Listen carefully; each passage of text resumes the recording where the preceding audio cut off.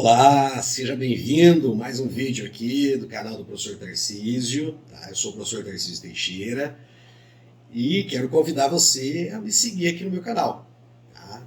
Se inscreva, deixa um like e se você gosta do assunto, por favor, compartilhe.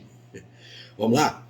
Hoje eu vou comentar com vocês uma notícia que chegou aqui, pelas redes sociais, muito importante. Eu já tinha visto essa notícia também num outro veículo de comunicação. Nesse que eu estou lendo para vocês aqui, é no site Compre Rural. Tá? Fala sobre o quê?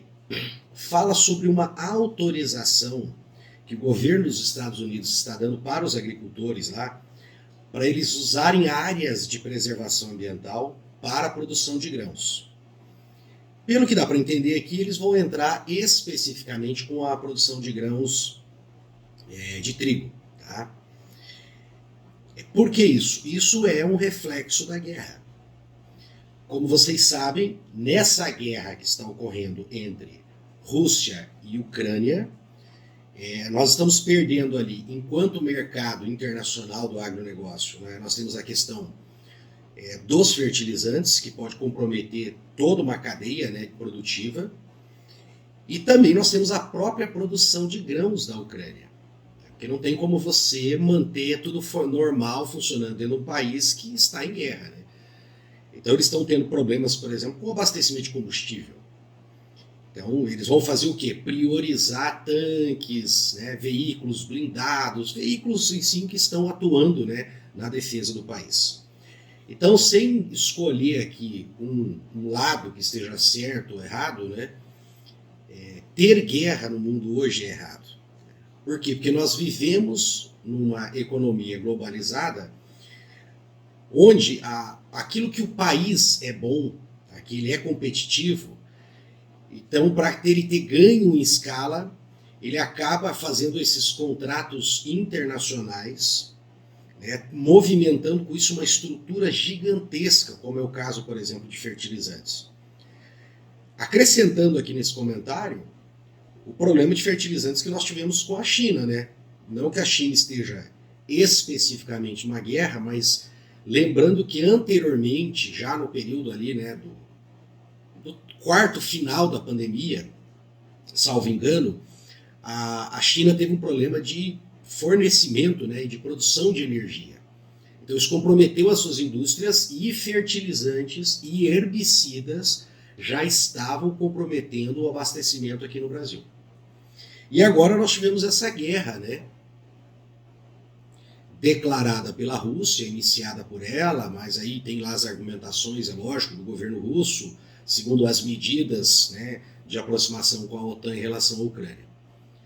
Mas o que interessa nisso, gente, é que esse grande mercado internacional que nós temos hoje, e que para isso aí os países disponibilizam aquilo que eles têm de melhor, então, por exemplo, a indústria de fertilizante, a vocação para a produção de grãos, no caso da Ucrânia, e também fertilizantes, toda a estrutura em volta, até os países que agora, por apoio à Rússia, não estão fornecendo combustível para a Ucrânia, isso gera todo um desequilíbrio numa grande cadeia de produção.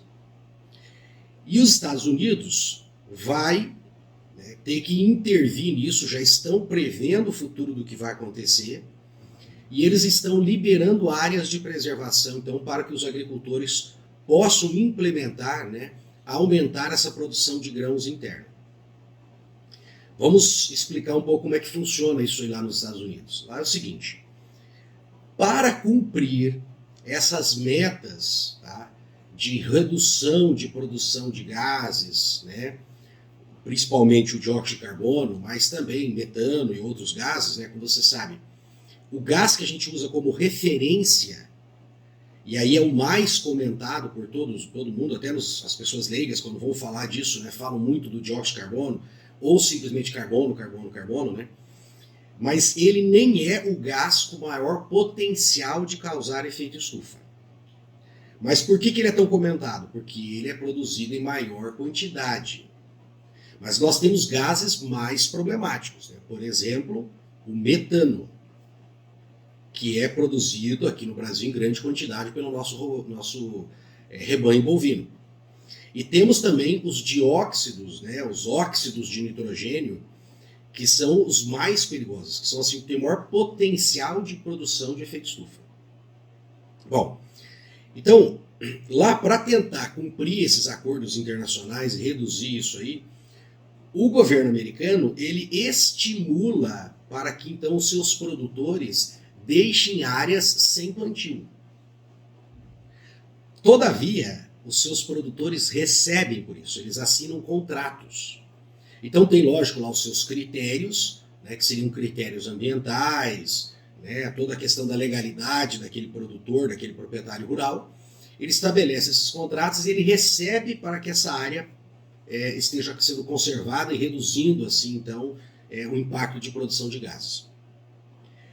Entretanto, não sei se vocês percebem, mas num momento emergencial, isso funciona como uma grande reserva de produção de grãos.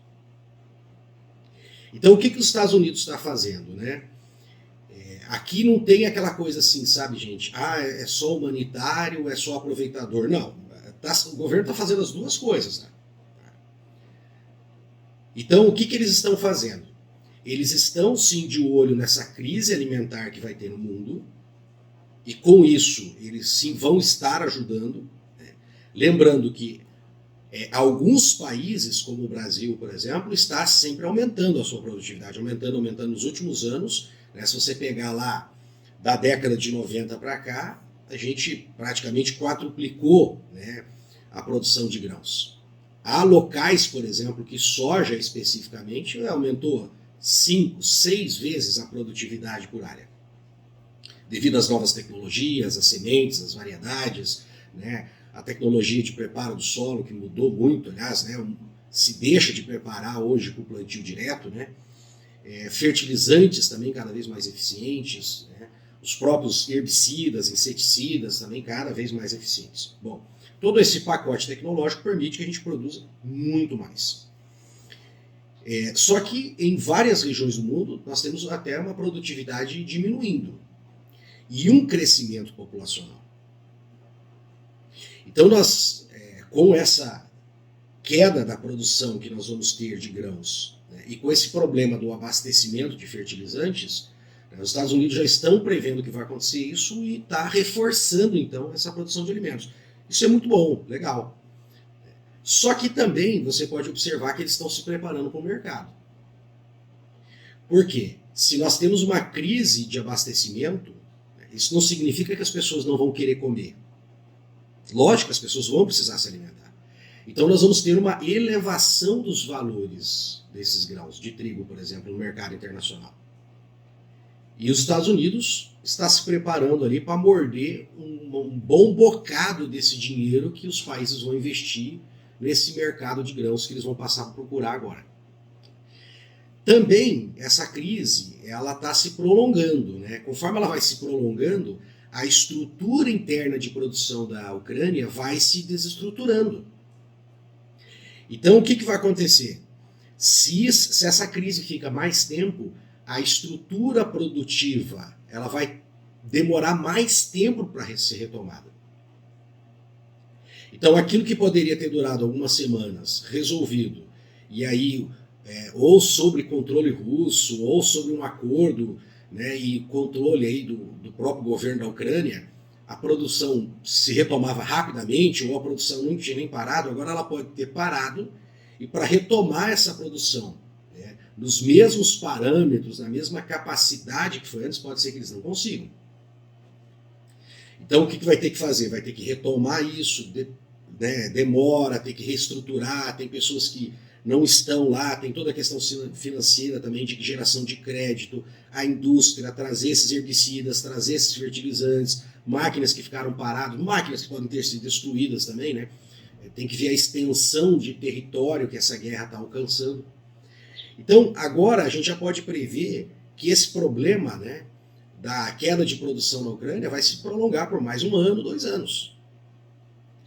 E aí o que vai acontecer? Isso vai valorizar esses grãos no mercado. E aí entram os nossos amigos americanos Lógico, resolvendo um problema humanitário, mas também ganhando dinheiro em cima disso. Tá bom? Repito, se vocês gostaram do vídeo, por favor, deixa o like e me sigam.